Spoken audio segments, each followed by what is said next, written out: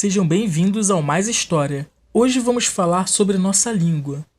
Língua dos amantes apaixonados, daqueles que vivem do mar, por ter tantas palavras para expressar sentimentos, como a exclusiva palavra saudade, e lidar com o mar com uma extensão de seu corpo, típico dos povos do Mediterrâneo.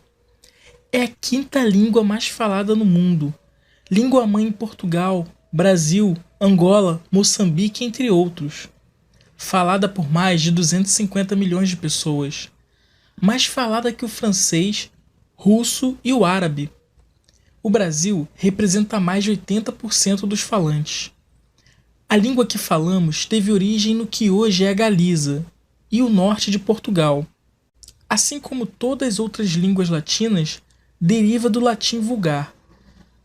Chegando à Península Ibérica em 218 a.C., com os romanos, o latim vulgar era uma forma como os soldados falavam. O latim era extremamente complicado, e sua forma de falar mais simples chamamos de vulgar. E essa forma de falar foi introduzida na Península Ibérica há cerca de 2.000 anos. Tem um substrato céltico-lusitano, resultante da língua nativa dos povos ibéricos pré-romanos, que habitavam a parte ocidental da península.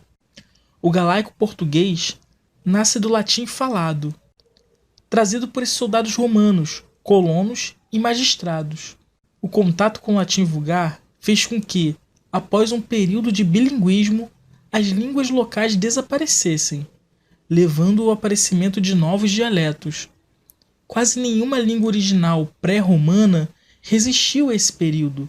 Somente conhecemos como sobrevivente a língua basca, que é considerada isolada pelos linguistas, pois não foi encontrada nenhuma outra língua com parentesco, ou seja, não consta nem mesmo dentro do grande ramo indo-europeu.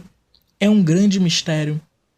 Mas voltando para o português, vemos que ele surgiu então com a mistura de dialetos locais com o latim, gerando diferenciação desde o início. A língua iniciou a segunda fase do seu processo de diferenciação das outras línguas românicas depois da queda do Império Romano. Durante a época das invasões bárbaras no século V, quando surgiram as primeiras alterações fonéticas documentadas. Começou a ser usada em documentos escritos pelo século IX, e no século XV tornara-se uma língua amadurecida, com uma literatura extremamente rica. A partir de 409 d.C., enquanto o Império Romano entrava em colapso, cada vez mais fraco, sem condições de defender suas fronteiras, a Península Ibérica começava a ser invadida por diversos povos, conhecidos pelos romanos como bárbaros, que acabaram recebendo terras como federados, absorveram em grande escala a cultura e a língua da península. Contudo, desde que as escolas e toda a administração romana fecharam, a Europa entrou na Idade Média e as comunidades ficaram isoladas. O latim popular continuou a evoluir de forma diferenciada, levando à formação de um proto-ibero-romance, ou lusitano, ou, como alguns chamam, proto-galego-português, o iniciozinho da nossa língua. Desde 711, com a invasão islâmica da península, o árabe tornou-se a língua de administração das áreas conquistadas. Contudo, a população continuou a usar as suas falas românicas, de tal forma que, quando os mouros foram expulsos, a influência que exerceram na língua foi relativamente pequena. O seu efeito principal foi no léxico, com a introdução de cerca de 1.000 palavras através do moçárabe lusitano. Em 1297, com a conclusão da Reconquista, o rei Dom Dinis prossegue com políticas em matéria de legislação e centralização do poder, adotando o português como língua oficial de Portugal. Como vimos, o português tem uma herança árabe e deixou algo em torno como 8% do total de palavras. Muitas palavras que usamos no dia a dia, como fulano, açúcar, alface, arroz, arroba, entre outras, são de origem árabe, sendo que cerca de 80% das palavras do português têm origem no latim.